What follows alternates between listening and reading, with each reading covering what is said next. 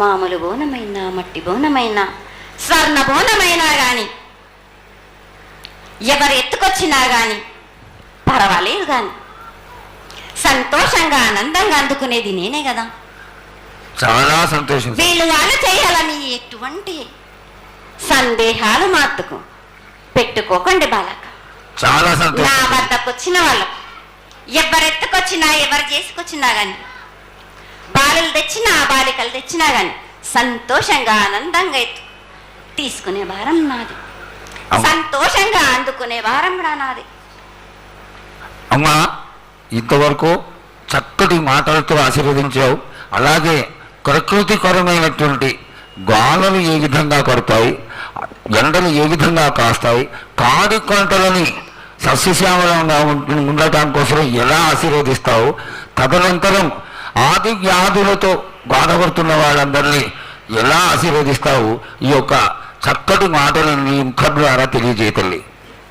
కోరినన్ని వర్షాలు ఉన్నాయి మీకు, పాడి పంటలు కూడా సమృద్ధిగానే ఉన్నాయి మీకు, ఎటువంటి లోటు లేదు మీకు.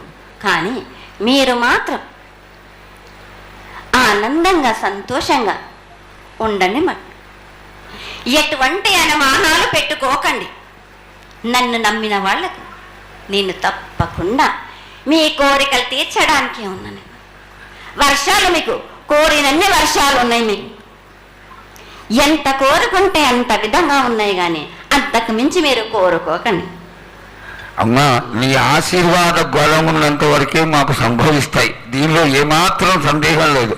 మా తెలంగాణ ప్రజలందరినీ ఎంత ఆనందంగా నువ్వు ఆశీర్వదిస్తున్నావో, లోకంలోని ప్రజలందరినీ కూడా అలాగే ఆశీర్వదిస్తున్నావు.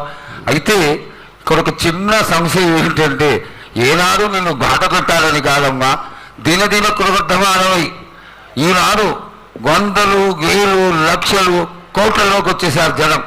ఈ కోట్లలోకి వచ్చినటువంటి